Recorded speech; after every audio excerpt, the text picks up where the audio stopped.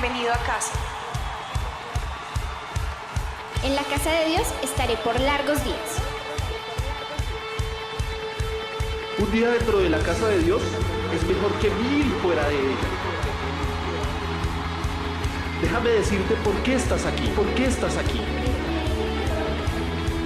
Estás aquí para ser sal. Estás aquí para hacer sal y traer los maravillosos sabores de Dios a la tierra. Estás aquí para hacer luz. Estás aquí para hacer luz y mostrar los colores de Dios en el mundo. Dios no es un secreto. No es un secreto. Dios no es un secreto para ser guardado. Vamos a publicarlo. Vamos a publicarlo como una casa en la cima de una colina.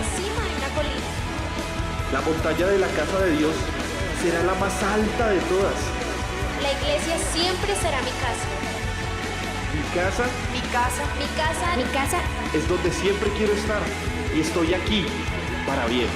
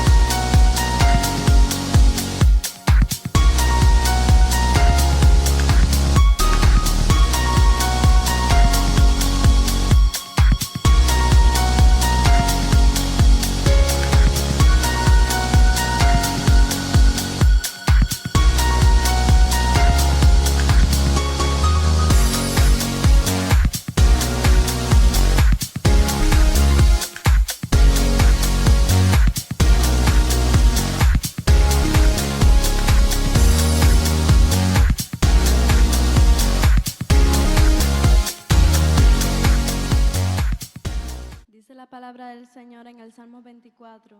De Jehová es la tierra y su plenitud, el mundo y los que en él habitan. Porque él la fundó sobre los mares y la afirmó sobre los ríos. ¿Quién subirá al monte de Jehová? ¿Quién estará en su lugar santo? El limpio de manos y puro de corazón, el que no ha elevado su alma a la vanidad ni jurado con engaño. Él recibirá bendición de Jehová y justicia del Dios de salud. Tal es la generación de los que le buscan, de los que buscan tu rostro, oh Dios de Jacob. Alzad puertas vuestras cabezas y alzad vosotras puertas eternas y entrará el Rey de Gloria. ¿Quién es este Rey de Gloria? Jehová el fuerte y valiente, Jehová el poderoso en batalla. Amén. Alzad puertas vuestras cabezas y alzaos vosotras puertas eternas y entrará el Rey de Gloria. ¿Quién es este Rey de Gloria? Jehová de los ejércitos, Él es el Rey de la Gloria. Con este salmo le saludamos y vamos a empezar la adoración a nuestro Dios. Le invito a que se pongan en pie y que cantemos todos juntos al que merece toda la adoración. Amén. Hermano, si te pregunto, ¿cómo estás? No me vas a contestar, bendecido porque Cristo vive en mí. Amén. Hermano, ¿cómo estás? Bendecido, porque Cristo vive en mí. Amén.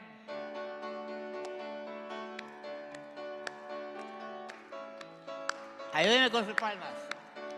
Si alguien te pregunta por ahí, ¿cómo estás? ¿Cómo estás? Si alguien te pregunta por ahí, ¿cómo estás? ¿Cómo estás?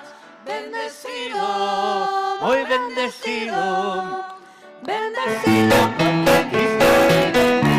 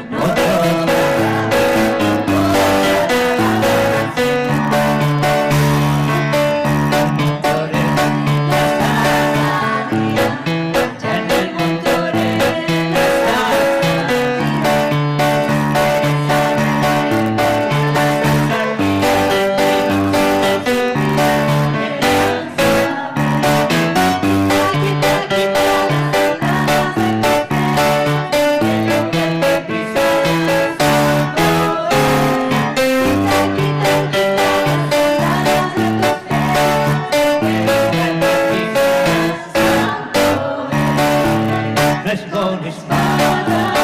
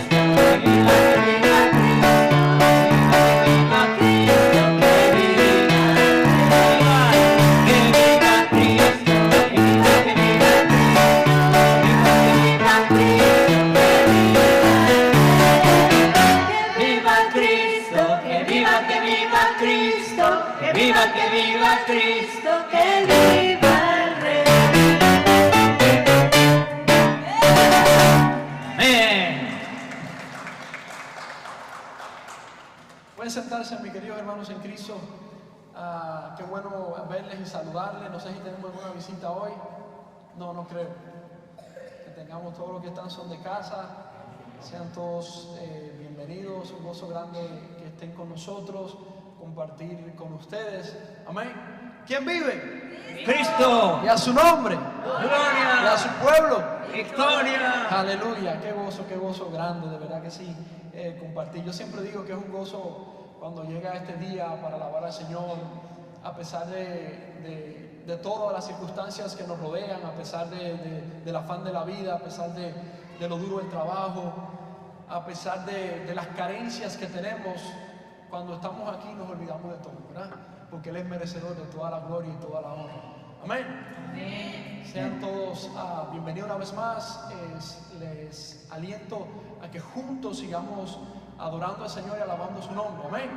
Amén. Pues vamos a ponernos de pie una vez más, vamos a cantar juntos este hermoso himno que se llama Porque Él vive.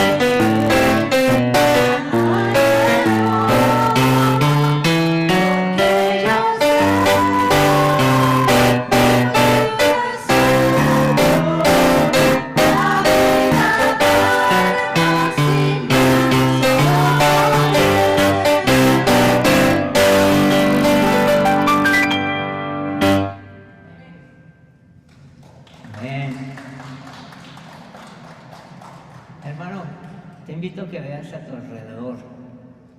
Es gente que Dios salvó, que tal vez nunca antes conociste y que si no fuera por el Señor, tal vez nunca la llegarías a conocer. Hace un momento yo saludaba a mi hermano que estaba detrás y el hermano me decía hola. Y digo, gracias a Dios, porque lo que nos une es la misma fe, el mismo amor en el Señor. Y este canto que es nuevo, quiero que medites en él y lo aprendas, porque dice así.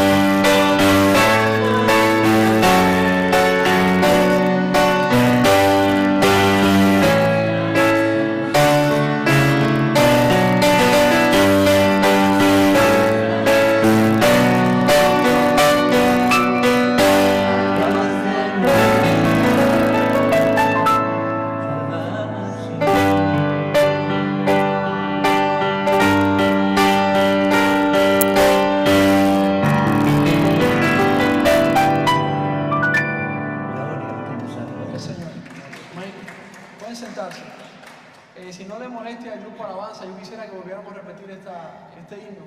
¿Les parece bien? Sí. Que podamos, ya la ensayamos, ahora vamos a cantar, la verdad, y vamos a meditar en este hermoso himno. Gracias. Otra vez. Otra vez. Okay. Luego vamos a cantar otra vez. Otra vez. Es que no traes aparato.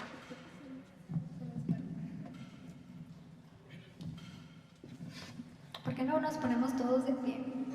Y si tienen personas al lado suyo, abrace al otro hermano de al lado. Espero que somos hermanos. Hermano de al lado, usted no tiene nada. Póntese con él.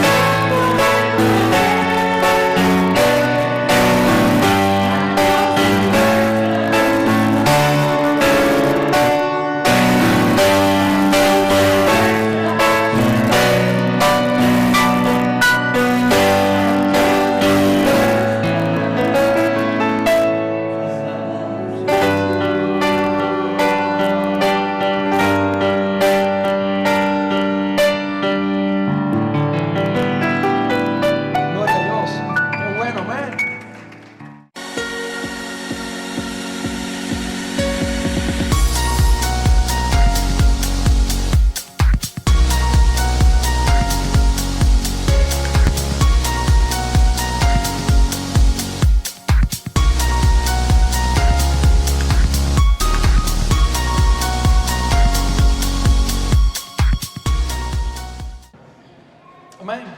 Dice este hermoso himno que ayer estábamos en rumbo diferente, hoy nos une un mismo amor, una misma pasión, Cristo. Amén. Gloria sea al Señor. Yo quiero saludar a mi hermano Miguel y a su esposa. Yo le invito a que se pongan en pie para que los hermanos les saluden.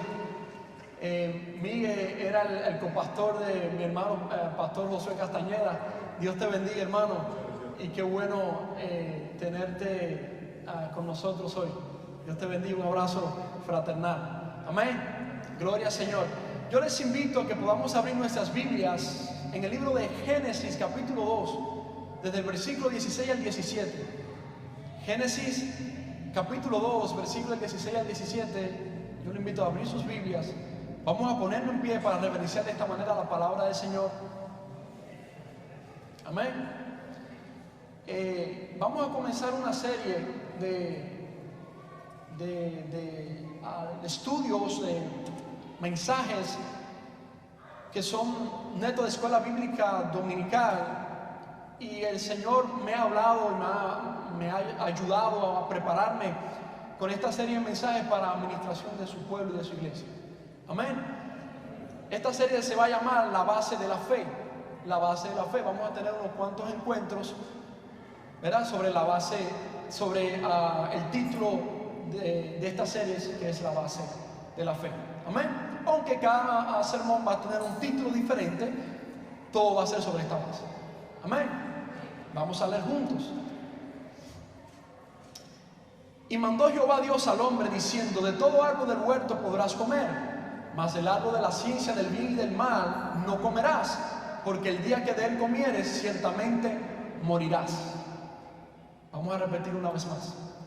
Y mandó Jehová Dios al hombre diciendo: de todo árbol del huerto podrás comer, mas del árbol de la ciencia del bien y del mal no comerás, porque el día que de él comieres ciertamente morirás. Amén. Padre, gracias por tu palabra. Gracias porque es viva y eficaz, y porque es más cortante que toda espada de dos filos. Bendito Dios, gracias por tu visitación en esta hora. Gracias por tu presencia en medio nuestra, a pesar, Dios mío, de no ser merecedores de la misma. Tú has tenido a bien, Dios mío, hoy visitarnos, estar en medio nuestro, Señor amado, y te agradecemos porque eres tú el invitado de honor en esta hora. Te rogamos, bendito Dios, que siga, Dios mío, ministrando a tu iglesia, que me haga silenciar a mí humanamente y me ayude a ministrar a tu pueblo palabra tuya, Dios mío. Bendito Dios amado, nos gozamos en esta hora, Padre, delante de ti, y ayúdanos a tener un oído, Padre, que acceda, Dios mío, a escuchar tu palabra y a ponerla por práctica, Dios mío, y no tener un oído olvidadizo, sino hacedor de la misma. En el nombre de Jesucristo oramos, Dios mío, no por nuestros méritos, sino por Cristo. Amén. Ya me pueden sentarse, mis queridos hermanos, en Cristo. Yo le puse como título a esta sermón del día de hoy, recuerden que es una serie que empezamos hoy, que ¿cómo se llama? ¿Cómo? La base de la fe. ¿Qué está pasando? Oigan, a tomar omega 3, a comer pescado para abrir la entendedera, pero más que todo la entendedera espiritual. Amén, amén. Entonces, ¿cómo se llama? La base de la fe. Esta va a ser la serie que vamos a comenzar nueva. Y yo le puse como título al sermón de hoy: el problema, el pecado. El problema, rayita, el pecado. Amén. Pero nosotros empezamos a estudiar el libro de Génesis, los que son estudiosos de la palabra, los que conocen la Biblia, los que conocen sobre las Escrituras. Nosotros podemos empezar a deleitarnos desde el principio de la misma, a ver las grandes maravillas que Dios creó. Dios creó un mundo perfecto. Dios hizo todo absolutamente perfecto: el cielo, las estrellas, el sol, la luna, todo en su eje, todo en su órbita, todo donde tiene que estar, ni un centímetro más ni un centímetro menos, todo está en el punto donde tiene que estar. Y es maravilloso cuando nosotros empezamos a estudiar y ver que solamente con la palabra Dios empezó a crear todo lo que nosotros podemos ver, todo por cuanto nuestros ojos pueden ver, disfrutar, mirar cuando vamos al campo y ver la brisa, sentir la brisa maravillosa cuando sopla en el campo, ver el sol cuando se va poniendo, cuando va saliendo, ver las flores del campo cuando crecen, y decimos: wow, Señor, qué grande tú eres. Qué bueno cuando nosotros podemos ver las maravillas de lo que Dios ha creado. Amén. Y podemos ver que todo era perfecto, absolutamente era maravilloso. Y decimos: wow, y no nos cansamos de gozarnos cuando leemos los primeros capítulos de Génesis. Un ambiente completamente perfecto. Dios colocó al hombre perfecto, Dios colocó a la mujer perfecta, y Dios le dio al hombre y a la mujer el don de la libertad. preciosa, lo que hoy nosotros conocemos como el libre albedrío. Pero para que esta libertad fuera real, Dios le dio al hombre y a la mujer opciones auténticas. Y entonces en el huerto de Edén comenzó la prueba de la voluntad humana. Y ahí es lo maravilloso de nuestro Dios. Y es que Dios es un caballero. Y es que Dios no obliga a nadie a seguirle. Dios no le dice a alguien, tú tienes que seguirme obligado, ¿verdad? O Dios no entra a una casa donde no sea invitado. Dios no entra en un corazón donde no es invitado. Apocalipsis dice, aquí yo estoy a la puerta y llamo. Si alguno oye mi voz, está hablando también a la iglesia. Yo entraré con él, cenaré con él y él conmigo. Y ese es nuestro Dios, un Dios totalmente caballeroso, un Dios que no nos obliga a nosotros absolutamente a nada. Y tuvo que darle la libertad al hombre del principio para que él escogiera por su voluntad propia lo que le convenía, o seguir a Dios o seguir los deseos de lo que él quería hacer en ese tiempo. Amén. Pero dice en Génesis 3:1, pero la serpiente era astuta. Ahí empiezan los problemas. Todo era perfecto hasta aquí, pero empezaron a llegar los problemas a través de esta criatura. Dice, pero la serpiente era astuta, más que todos los animales del campo que Jehová Dios había hecho, la cual dijo a la mujer, escuchen la pregunta, ¿con que Dios os ha dicho no comáis de todo árbol del huerto? ¿Con que Dios ha dicho no comáis de todo árbol del huerto? Aquí hay algo impresionante. Usted dice, pastor, pero ¿cómo es posible que una serpiente haya tenido una conversación así amena con la mujer?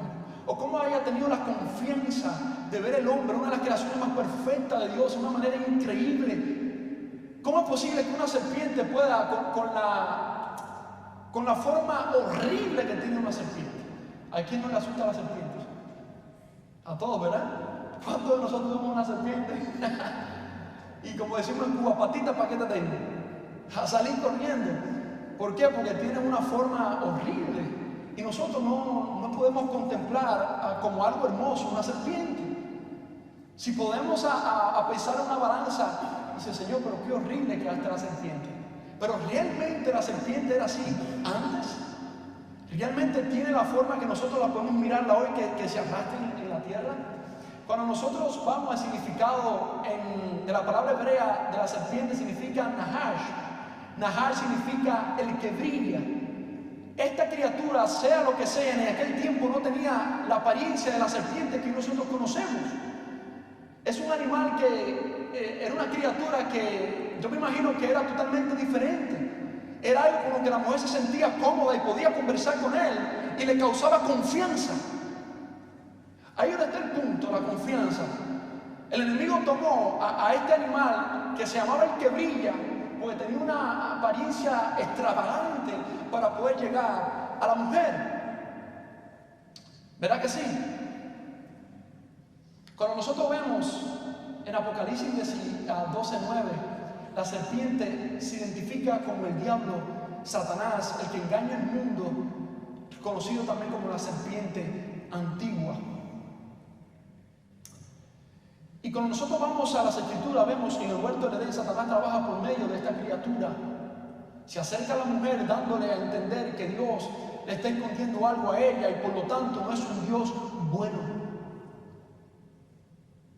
Él estaba intentando conocer el agua fría o descubrir el agua fría, como decimos nosotros, pero de una manera astuta con la mujer. Él sabía que ya Dios le había dado órdenes exclusivas sobre el huerto. Y Dios le dijo, ¿sabes qué? De este árbol no pueden comer, porque ciertamente van a morir. Y él vino de una manera astuta y le dijo, así que dice Dios, que si comen de este árbol van a morir. Ah, pero la mujer dice, no, espérate, tú estás equivocado. Dios no. Dios lo que dice es, la mujer le responde, dice, del fruto de los árboles del huerto podemos comer. Ella le está enseñando a la serpiente, ella no sabe que la serpiente también sabe. Hay que tener mucha astucia, hermano, mucha astucia. Cristo le enseñó la palabra. Dice, del fruto de los árboles del huerto podemos comer, Pero del fruto del árbol que está en medio del huerto, dijo Dios, no comeréis de él, ni le tocaréis para que no muráis. Está en Génesis 3, el versículo 2 al 3. Ahora, aquí hay algo curioso, lo voy a volver a leer. Dice la mujer, del fruto de los árboles del huerto podemos comer, pero del fruto del árbol que está en medio del huerto, dijo Dios, no comeréis de él, ni le tocaréis para que no muráis. Aquí empieza algo curioso, y es que Dios nunca le dijo a ella que no toquen el fruto. Dios le dijo a ellos que no lo coman, pero que en ninguna parte dice que no lo toquen. Y ahí empieza un problema grande en la raza humana, y es la ignorancia de la palabra de Dios. Y pasa así en todos los tiempos. Nosotros tendemos a ignorar lo que la palabra de Dios enseña y dice porque nos conviene. Y aunque en aquel tiempo la palabra no estaba escrita, pero era oída, porque Dios les revelaba a ellos y le hablaba a ellos. Y Dios le dijo una orden a ellos y ella cambió algo. Y cuando nosotros empezamos a ser ignorantes en la palabra de Dios, le abrimos puerta al enemigo.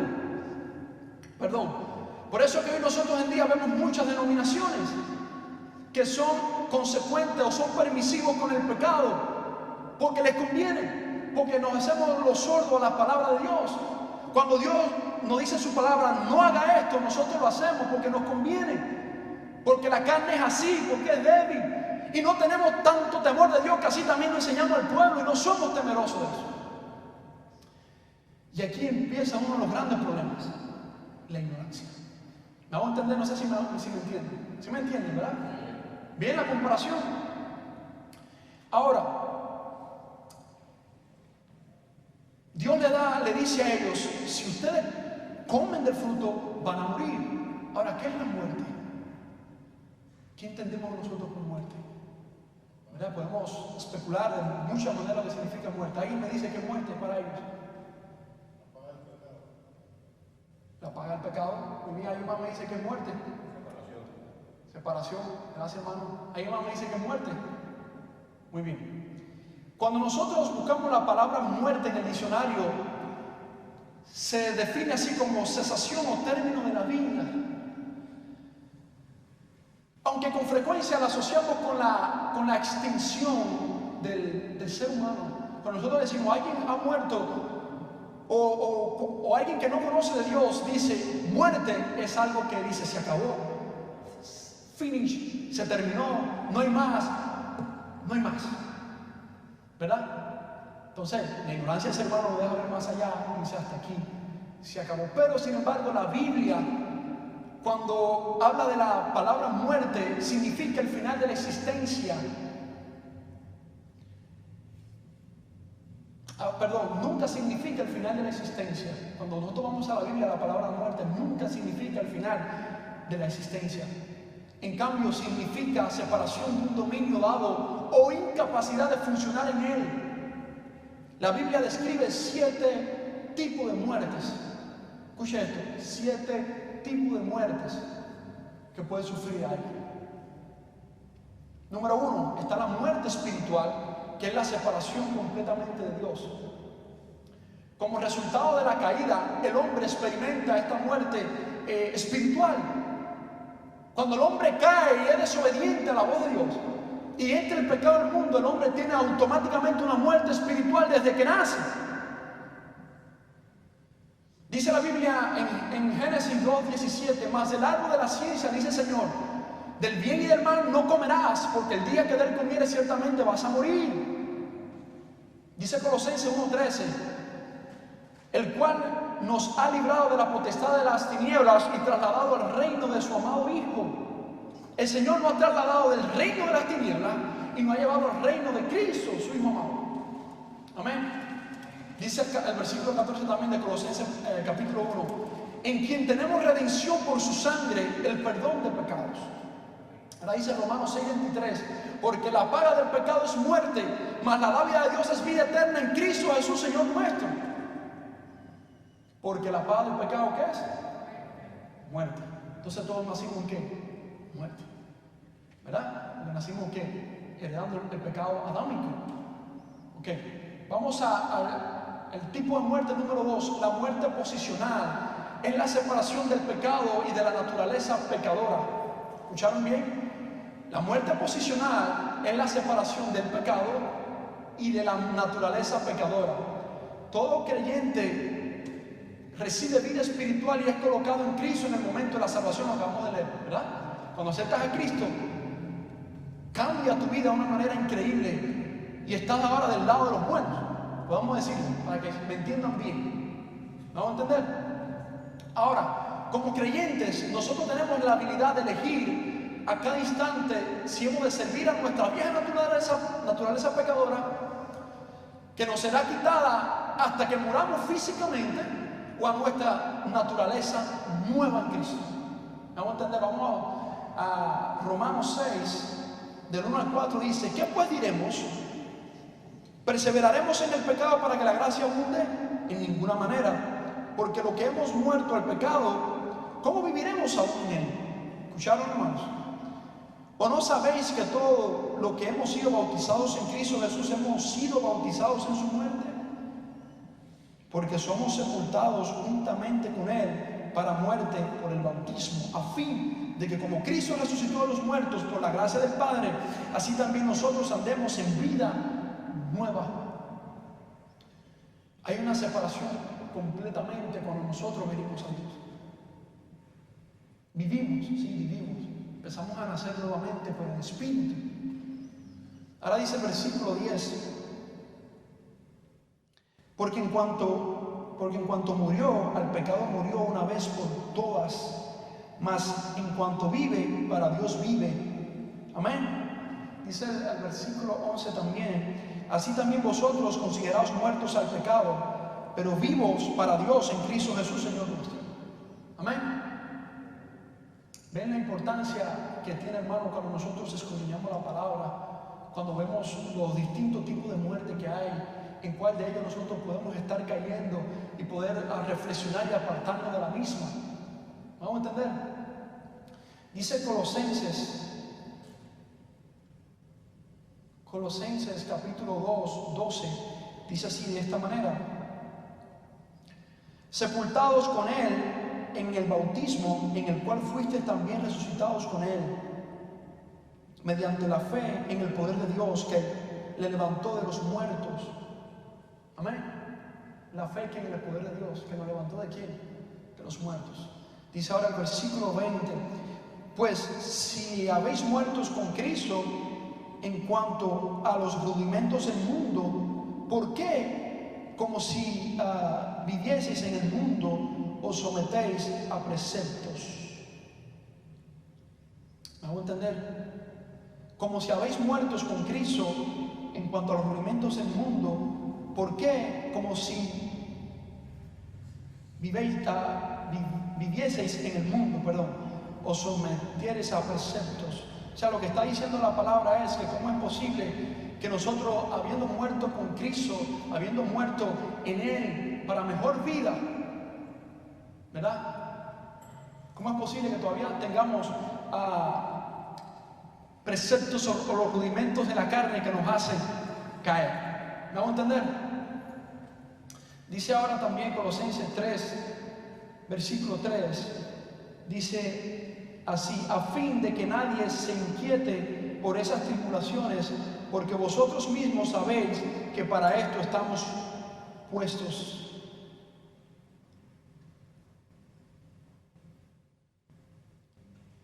Creo que aquí se nos fue este capítulo, man. Perdón. Vamos al número 3, la muerte temporal. ¿Están conmigo? La muerte temporal. La muerte temporal es la carnalidad o la separación de la comunión con Dios.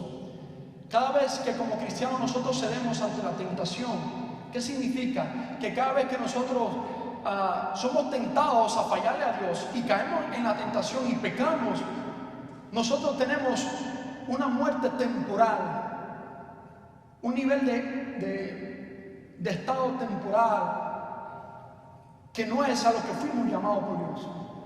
No sé si me vamos a entender. Dice Romanos 8:13: porque si vivís conforme a la carne, moriréis, mas si por el Espíritu hacéis morir las obras de la carne, van a vivir, viviréis, dice. O sea, que si nosotros vivimos conforme a la carne, vamos a morir.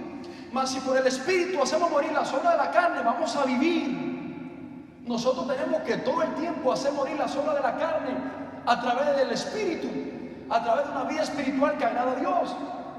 Fíjense a qué dimensión se mueve el mundo espiritual que nosotros no podemos ver con nuestros simples ojos. Y solo lo podemos experimentar nosotros, los que hemos llegado a Cristo. ¿Cómo se llama? Muerte temporal. Cuando nosotros cedemos a la tentación y al pecado, tenemos un estado de muerte temporal. Hasta que nuevamente nos reconectamos con Dios y pedimos perdón y misericordia. ¿Me hago entender? Número 4, la muerte operacional. Es la separación entre nuestra profesión de fe y la práctica de la fe. Una cosa es que yo profese a Cristo como Señor y Salvador, y otra cosa es que yo practique mi decisión. Muchas personas dicen: yo acepto a Cristo como Señor y Salvador, Él es mi Dios, yo quiero que lo acepto como Señor para que venga a pastorear mi vida, para que me guíe, guardar sus mandamientos, estatutos, preceptos, y lo acepto como Salvador porque reconozco que murió por mí en la cruz del Calvario. Pero a la hora de practicar la fe, ahí es donde viene la cojera. ¿Saben lo que es cojera? Ahí es cuando llega la cojera espiritual, la flojera. Eso se llama muerte operacional, en la separación de nuestra profesión de fe y la práctica de la fe. Dice Santiago 2:26, porque como el cuerpo sin espíritu está muerto, así también la fe sin obra está muerta. ¿Escucharon?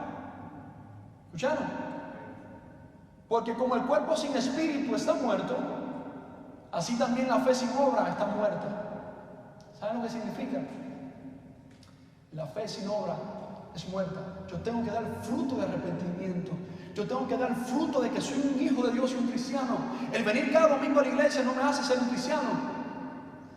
El ir a, no sé, en la semana y hacer obras de caridad a las personas no me hace ser un cristiano. El yo tenderle la mano a alguien tampoco me hace ser un buen cristiano. ¿Sabe lo único que me hace ser un buen cristiano?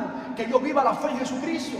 Que yo abrace a Cristo Jesús como mi Señor de verdad y cumpla sus mandamientos y estatutos, y eso va a provocar que por consecuencia todas las buenas aptitudes que tengamos con nuestros queridos hermanos van a venir, pero primero es Dios.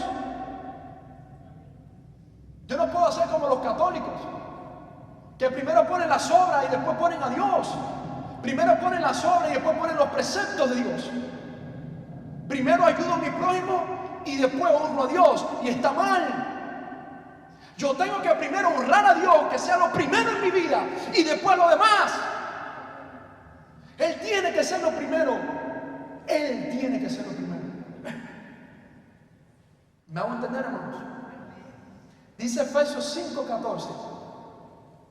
Por lo cual dice: despiértate tú que duermes, y levántate de los muertos y te alumbrará Cristo. Despiértate tú que duermes y levántate de los muertos y te alumbrará Cristo. Es lo que dice la palabra. Que vamos a despertarnos, vamos a vivificarnos, vamos a ver más allá. Y el Señor nos va a alumbrar. Vamos a salir de las muertes espirituales. Vamos a salir de ese estado de limbo cuando entramos, cada vez que cedemos a la tentación. Vamos a entender, hermanos. Vamos a la número 5. La muerte sexual, que es la incapacidad de funcionar sexualmente. Oye, pastor, pero usted habla eso aquí. Tengo que hablarlo. Está en la Biblia. Y para que sepan todos los conceptos de los 7 tipos de muerte que hay. Y vamos a hablar de Abraham, dice en Romanos 4, del 19 al 20. Y no se debilitó en la fe al considerar su cuerpo que estaba ya como muerto, siendo de casi 100 años. O la esterilidad de la matriz de Sara, tampoco dudó por incredulidad de la promesa de Dios, sino que se fortaleció en fe, dando gloria a Dios. Dice ahora Hebreos 11, versículos 11 al 12: por la fe también la misma Sara, siendo estéril, recibió fuerza para concebir y dio a luz aún fuera del tiempo de la edad, porque creyó que era fiel quien lo había prometido.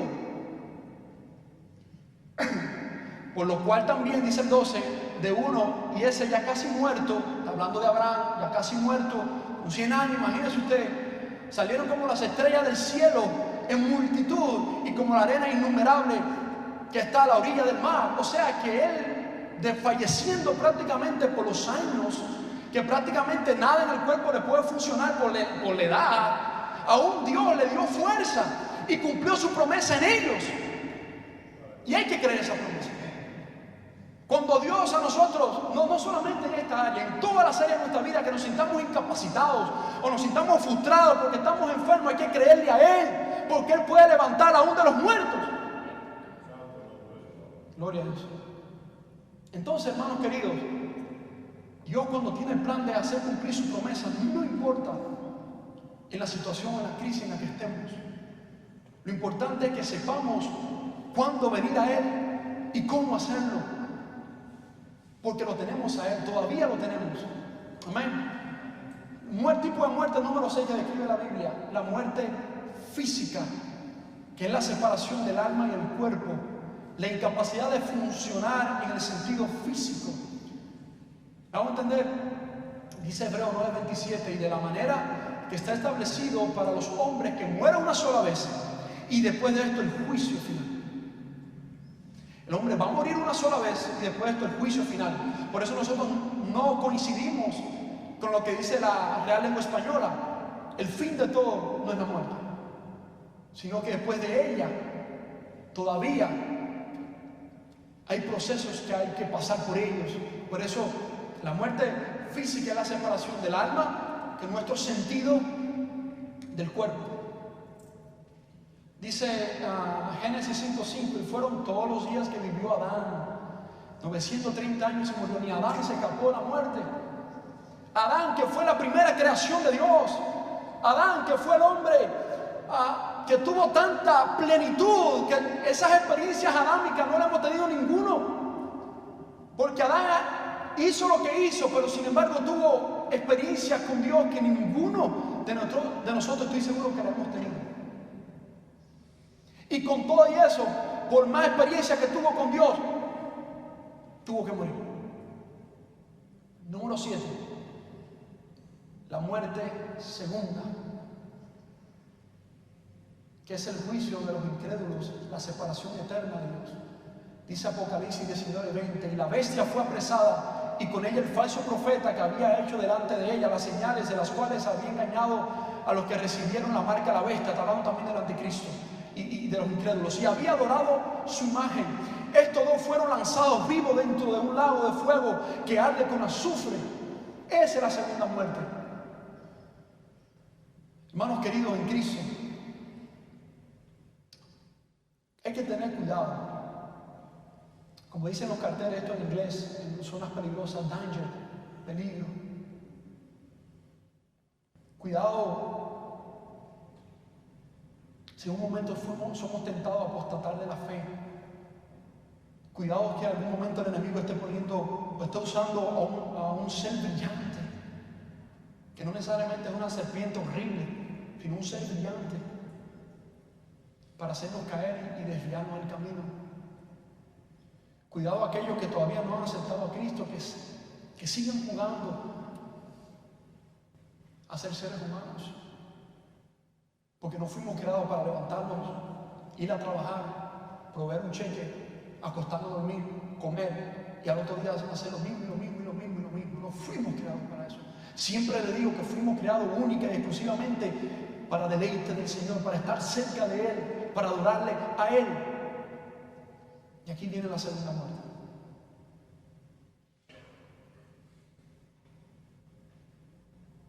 ¿Vamos a entender? Ahora, vamos a seguir en el pasaje. ¿Alguna duda con las 7 muertes? ¿Alguna duda? Muy bien. Ahora, notemos que la serpiente no se metió directamente con Adán. ¿Con quién lo hizo?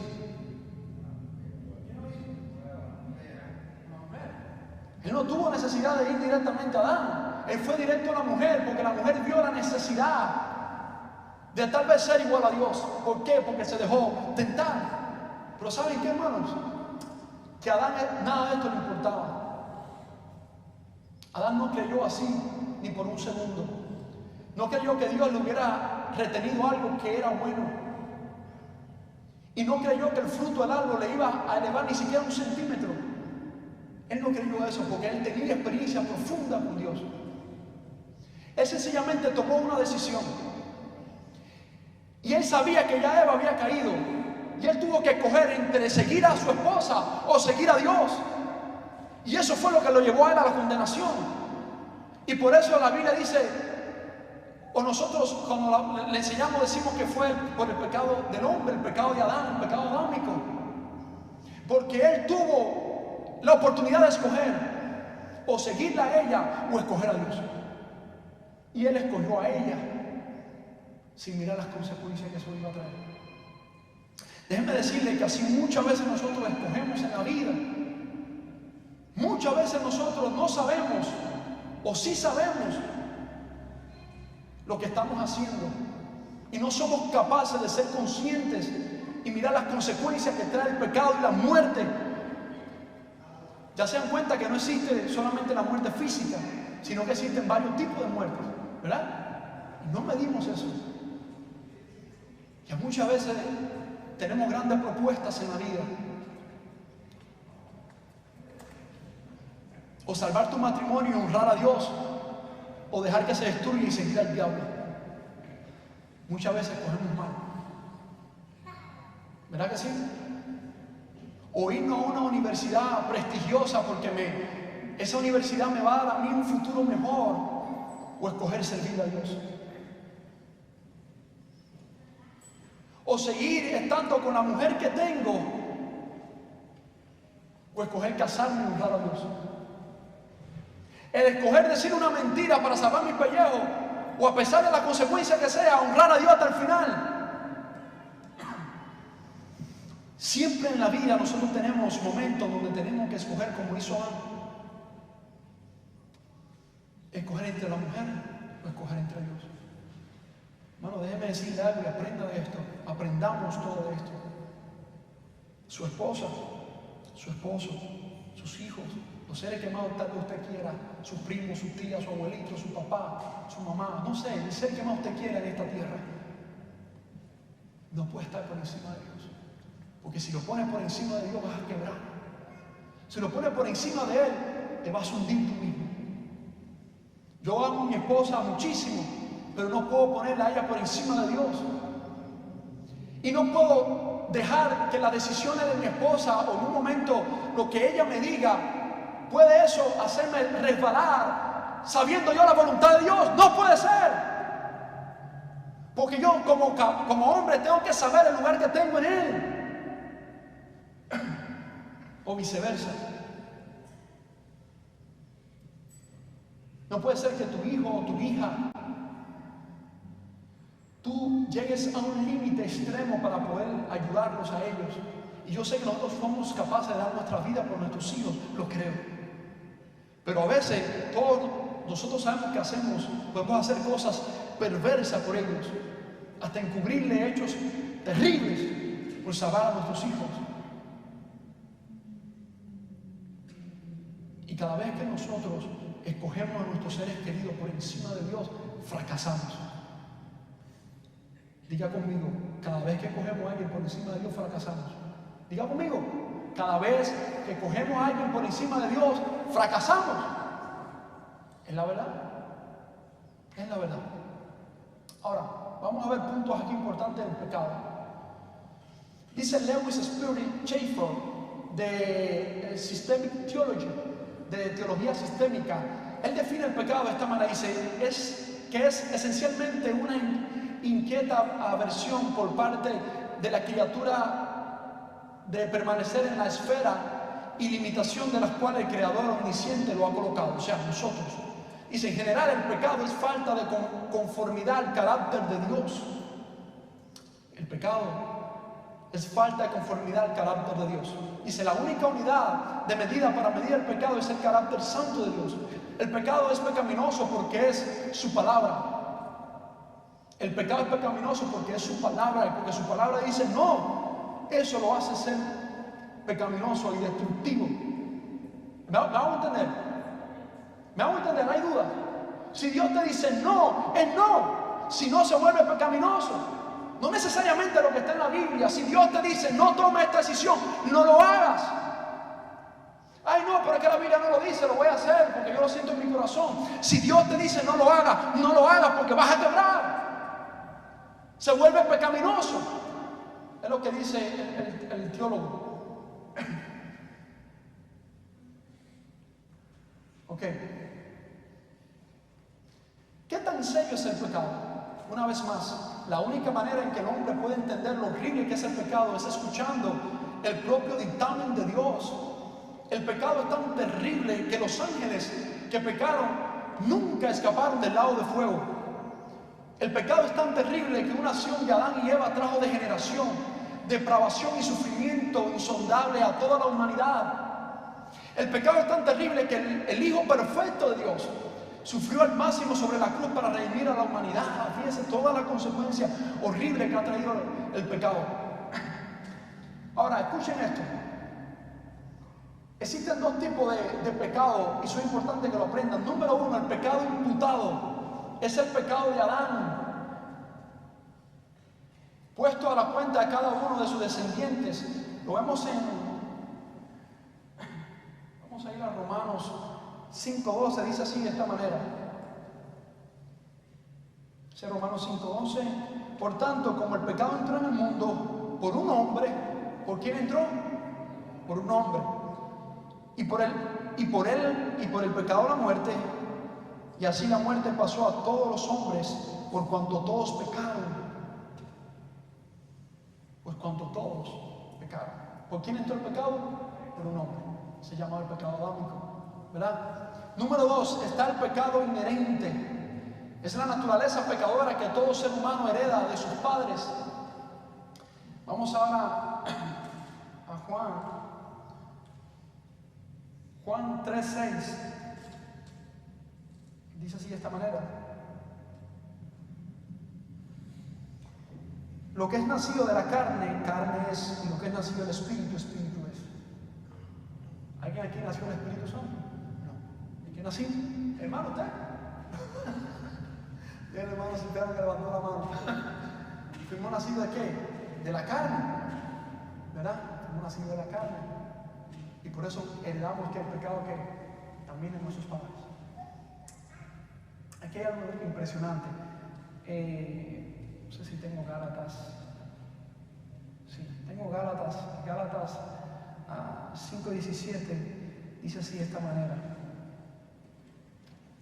porque el deseo de la carne es contra el espíritu, y el del espíritu es contra la carne, y estos se oponen entre sí para que no hagáis lo que quisierais. Porque el deseo de la carne es contra el espíritu, y el del espíritu es contra la carne. Hay una lucha constante en nosotros: el agradar a Dios o el agradar a los deseos de la carne. No podemos servir a dos señores, tenemos que coger a uno. Bueno, yo sé que está siendo un poco extenso y estamos viendo muchos pasajes, pero recuérdense que es un estudio de escuela bíblica, ¿verdad? Y es una serie. ¿Vamos a entender? Ahora, nuestras áreas de debilidades naturales y puntos fuertes naturales, así como nuestras características físicas, son combinaciones de las tendencias de nuestros padres. Nuestra naturaleza de pecado es tan individual como una huella digital. No hay dos idénticas. Cada persona tiene una forma de pecado. Cada persona hereda algo singular que única y exclusivamente tiene que darle cuenta a Dios por eso. No sé si ha visto que dice: bueno, yo heredé el carácter pesado de mi padre, yo heredé el carácter colérico de mi papá o de mi mamá, y que yo soy fuerte, a mí nadie me cambia. ¿No has escuchado eso? Porque yo soy así, a mí tiene que verme así, punto. Y no cambio. Y el que no me quiera, no me quiere. No sé si han escuchado eso, especialmente nuestros abuelos. ¿Verdad que sí? Y es esa identidad que le damos nosotros del pecado de nuestros padres. Es ese carácter que es un arma de dos filos que también el enemigo lo usa para destruirnos, para autoflagelarnos y autodestruirnos. Ahora, aquí hay algo curioso.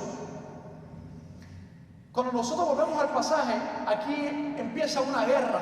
Cuando Dios se enfrenta a ellos, le dice: hey, quiero explicación aquí de lo que pasó. ¿Cómo es posible que yo le di una orden a ustedes y ustedes desobedecieron completamente la orden dada? Y aquí empieza un tira y jala, como dicen en Cuba. Yo tiro para mí, tú jalas para ti. Yo tiro para mí, tú jalas para ti. ¿Qué significa? Que Adán le echó la culpa a Dios por la mujer que le dio. La mujer le echó la culpa a la serpiente y todo el mundo empezó a culparse de un lado a otro, como hacemos nosotros siempre. Culpar a los demás menos nosotros mismos. Nunca queremos hacernos responsables de nuestras fallas. Nunca queremos hacernos responsables de lo que hemos hecho nosotros. Y no somos sinceros con Dios. A lo mejor si Él hubiera sido sincero con Dios, la cosa hubiera cambiado. Pero eso desencadenó la perversión. Escuche esto. La culpabilidad consciente, el temor y la hostilidad en el ser humano, que son los efectos que nosotros lidiamos cada día con ellos. Número uno, la perversión es el mal que podemos hacer con lo bueno que Dios nos da. Esa es la perversión del ser humano. Convertir lo bueno que Dios te ha dado en algo malo. Número dos, la culpabilidad consciente. Es la percepción interior de que hemos pecado y somos responsables ante Dios. Número tres, el temor. Es el gran poder que reina en Satanás y por consecuencia se heredó en el mundo. Es el resultado inevitable de negarnos a admitir nuestra culpa y aceptar el perdón. Escuche esto. Es el resultado inevitable de negarnos a admitir nuestra culpa y aceptar el perdón. Hay dos posiciones extremas en esto y yo quiero que lo escuchen bien. La primera posición es que hay personas que reconocen su culpabilidad, pero no reciben el perdón. Dice, sí, yo reconozco de que yo fallé, pero no puedo recibir el perdón porque no lo merezco. Y es que ustedes ven en las historias a la gente que antes se autoflagelaba para pagar sus penas. Las personas entienden, hay muchas que entienden, que dicen, no, es que yo soy tan perverso, que yo reconozco que he fallado, Dios. Y lo vemos mucho en la iglesia. Y te dicen, sí, ya el Señor me perdonó de mi vieja manera de vivir, pero sin embargo siempre viven cabizbajo, diciendo, es que Dios, mira dónde me sacó, mira que yo, y todo el tiempo están con esa falla en ellos. Está la segunda posición que se va también al extremo, y es la persona que acepta el perdón, pero no son capaces de arrepentirse porque ellos creen que son perfectos. Y dicen, no, pero ¿de qué me van a perdonar a mí si yo soy impoluto? Es que yo soy santo, aleluya. Y no se trata de eso. Esos son dos extremos terribles y lo creó también el enemigo. Es difícil encontrar el equilibrio. Siempre, cuando no estamos guiados por Dios, nos vamos a un extremo o nos vamos al otro. ¿Me hago entender, hermanos?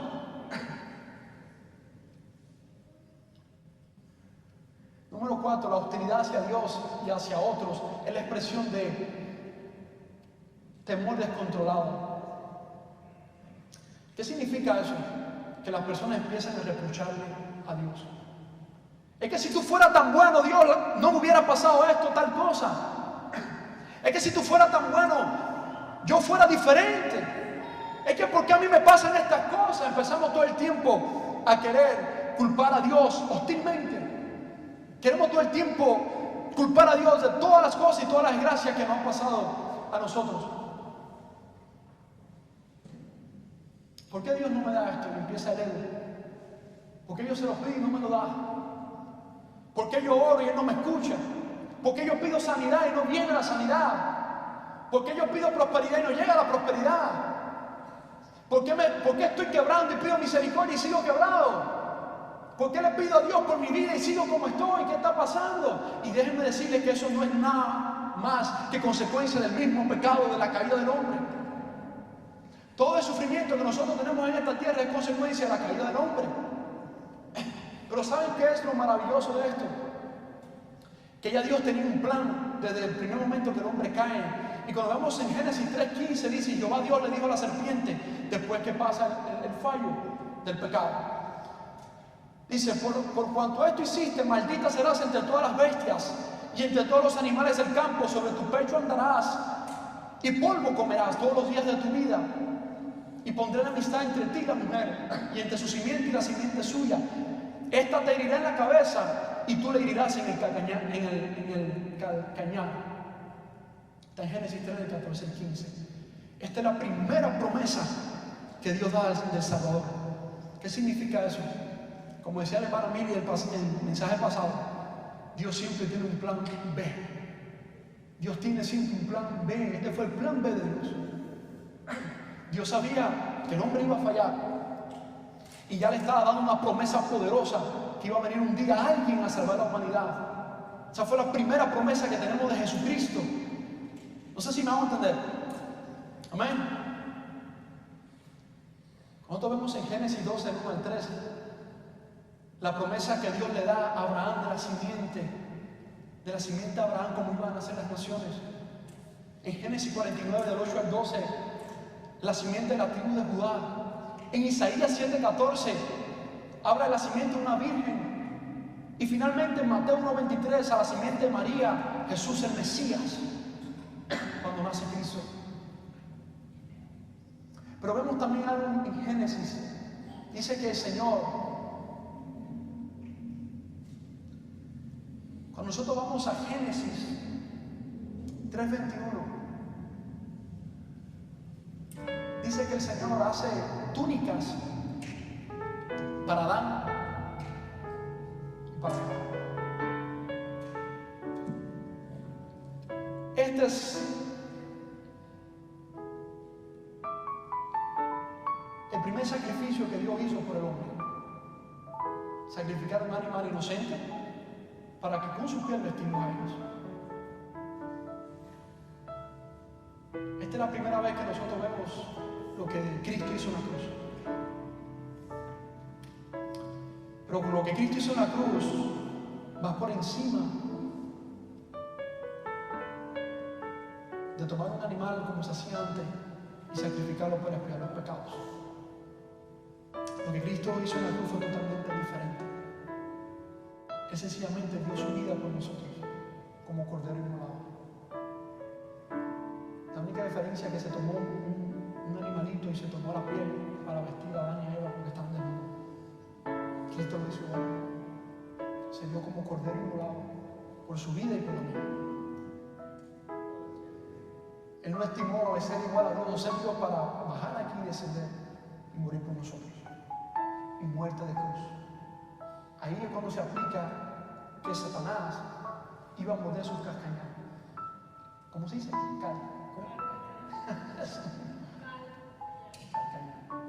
Pero Cristo cuando muere lo derrotó también en la cruz.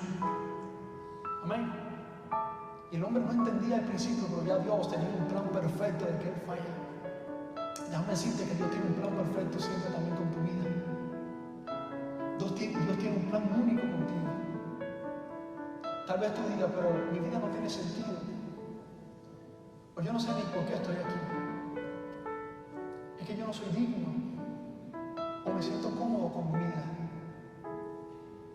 Pero déjame decirte que si escuchaste el mensaje, ya debes entender que, y tienes que ser consciente de que nuestra vida es un desastre sin Dios. Y Él buscó la manera para conectarnos única y exclusivamente con Él, para estar cerca de Él. Pero también vimos ahorita la segunda muerte. ¿Cuánto quieren impartir la patria celestial?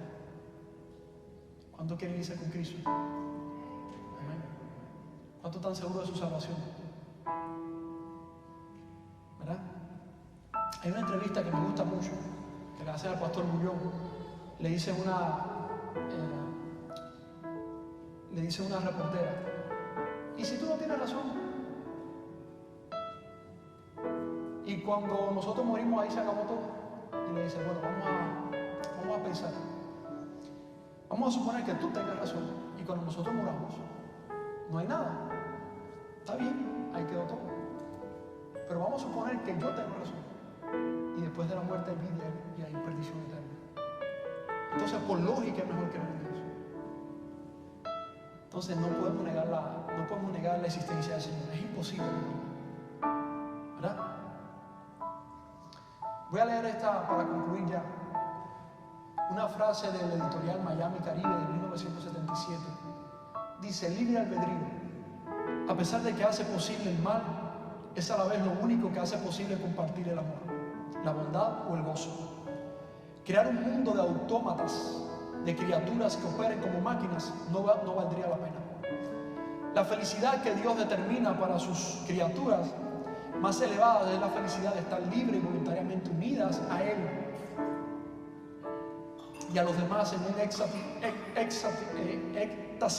de amor y de deleite, comparado con el cual el amor más avasallador entre un hombre y una mujer en esta tierra es mera leche aguada, no se compara. Y para eso es necesario ser libre. Por supuesto que Dios sabía lo que sucedería si tales criaturas usaban mal su libertad. Aparentemente pensó que el riesgo valía la pena. Dios siempre nos dio un voto de confianza en Dios. Tal vez nos sintamos inclinados a estar en desacuerdo con Él, pero hay una dificultad en cuanto a no estar de acuerdo con Dios. Dios es la fuerza de la cual proviene nuestro poder de raciocinio. No podemos nosotros estar en lo cierto y Él estar equivocado. Esto sería como si una corriente de agua se levantara por sí sola de su nivel de origen. Si Dios piensa que este estado de guerra, si Dios piensa que este estado de guerra en el que estamos ahora, escuche esto, en el universo es un precio que vale la pena pagarse por el libre albedrío, o sea, por un mundo vivo en el cual las criaturas puedan hacer mucho bien o mucho mal, y algo de verdadera importancia pueda ocurrir en lugar de un mundo de juguetes que solo se mueve cuando Él mueve sus cuerdas. Entonces también nosotros podemos estar seguros que vale la pena pagarlo y pelear por un mundo así. Dios nos dio la libertad de coger lo que queramos, pero cuidado, no es que Dios le dio la gana de decir que si están conmigo le va a ir mejor y que si están de aquel lado le va a ir peor. Es porque Él es quien es, si nosotros decimos quién Él es. No sé si me van a entender. Él dijo: yo soy el que soy, por encima de lo que todos ustedes piensen. Yo soy Dios del universo. Yo fui el que creé el cielo, la tierra y el mundo. Antes que ustedes nacieran yo hice todo, yo existía, porque yo soy Dios. Y lo que ustedes digan no me hace ser Dios, porque Él lo es. Hoy es su decisión si seguir el manual del Creador o seguir los deseos de su carne. Dios le bendiga.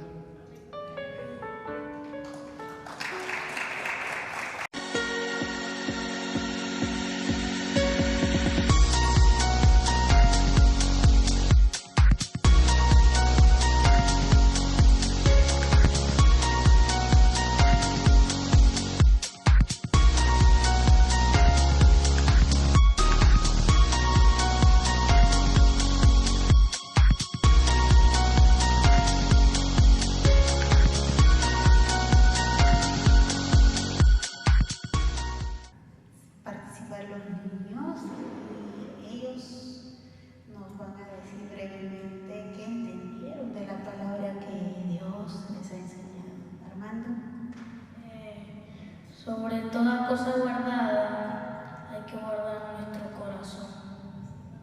Así es, porque Dios nos dice que guardemos, ¿no?, nuestro corazón después de todo lo que Él nos enseñó.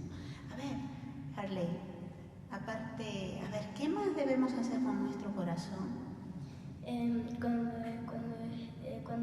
Cuando seas grande,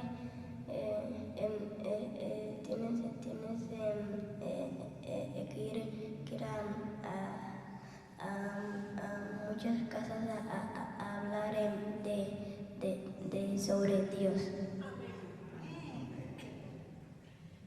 A ver, Sofía, de nuestro corazón, ¿qué emana? La vida. Aparte de nuestro corazón, debemos guardar nuestros pies, nuestras manos. A ver, ¿qué nos puede decir Camila? ¿Qué debemos guardar? El cerebro. ¿Por qué debemos guardar nuestra mente? Nos va a explicar aquí.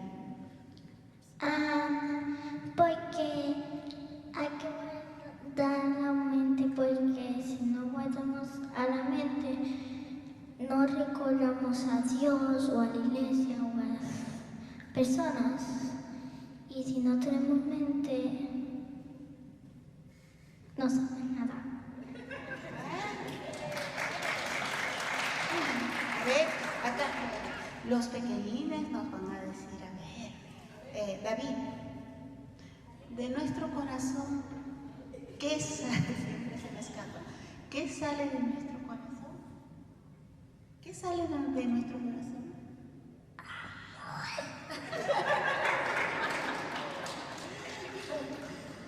Emi, Dios es grande, ¿eh? Dios es grande, ¿eh? Yo amo.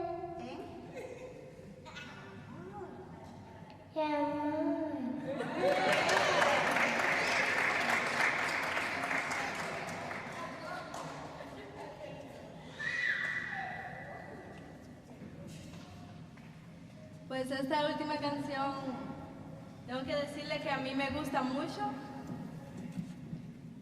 Esta canción dice, siervos para tu gloria. Vamos a terminar con esta canción. Vamos a decírselo al Señor. Vamos a decirle, Señor, nosotros también queremos ser tus siervos. Queremos hablarle a aquellos que están a nuestro lado, en nuestro trabajo, sobre ti. ¿Cuántos dicen amén?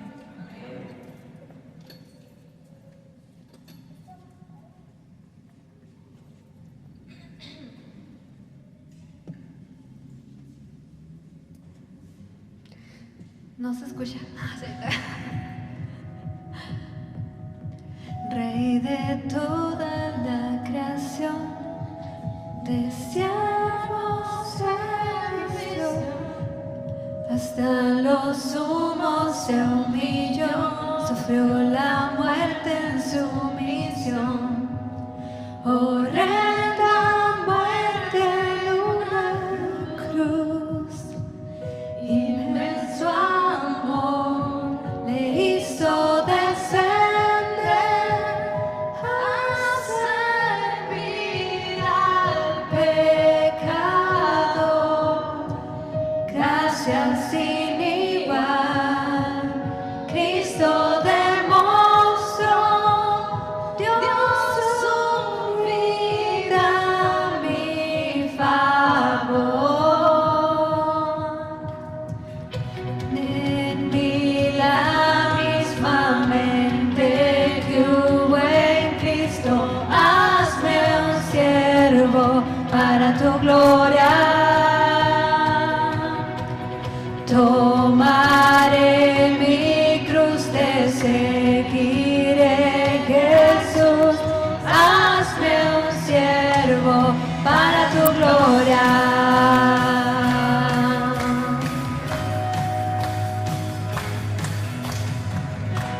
Soberano e inmortal, coronado en majestad, lavando mis pies, inocente de maldad, mas cargó mi iniquidad, tomando así mi lugar.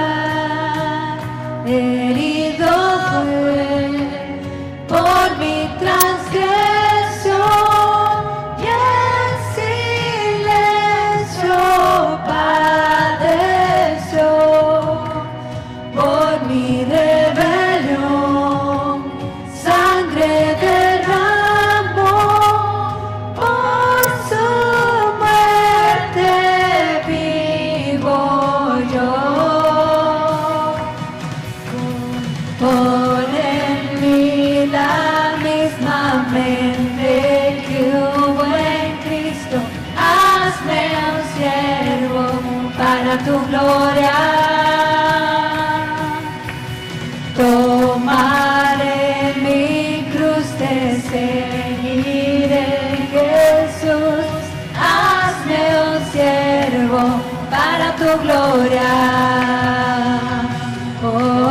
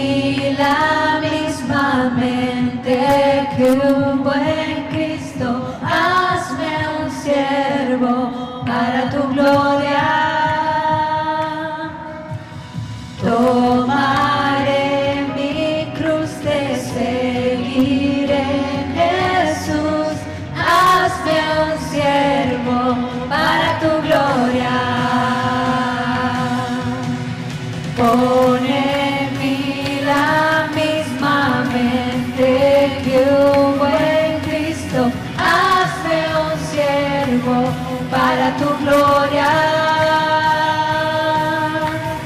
Tomaré mi cruz, te seguiré, Jesús, hazme un siervo para tu gloria.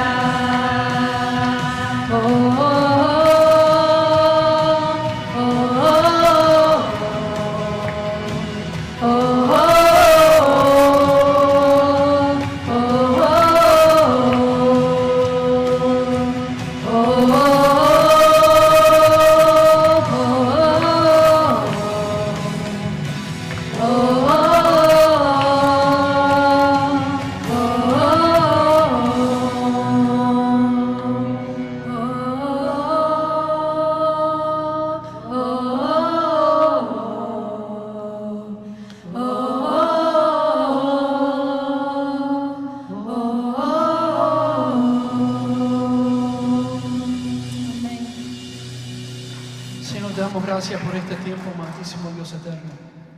Gracias, Dios mío, por este tiempo que nos visitaste. Gracias, Señor, por tu presencia en medio nuestro. Gracias por tu palabra expuesta, bendito Dios. Padre, yo te ruego que a los hermanos que van a su casa le guarde, le cuide, le proteja, Dios mío. Despídenos de este lugar, mas nunca jamás de tu presencia. Bendito Dios, y a los que nos quedamos también, ayúdanos, Dios mío, a seguir aprendiendo de ti. Y ahora que el amor de Dios, nuestro Padre Celestial, que la gracia de nuestro Señor Jesucristo y que la misma presencia del Espíritu Santo de Dios sea con cada uno de ustedes desde ahora y por los siglos de los siglos. Amén y amén. Estamos despedidos, hermanos queridos. Atrás tenemos algo para compartir. El hermano Cipriano trajo como unos pie americanos. Bendiciones, saludarlos unos a los otros y que la paz del Señor sea con vosotros.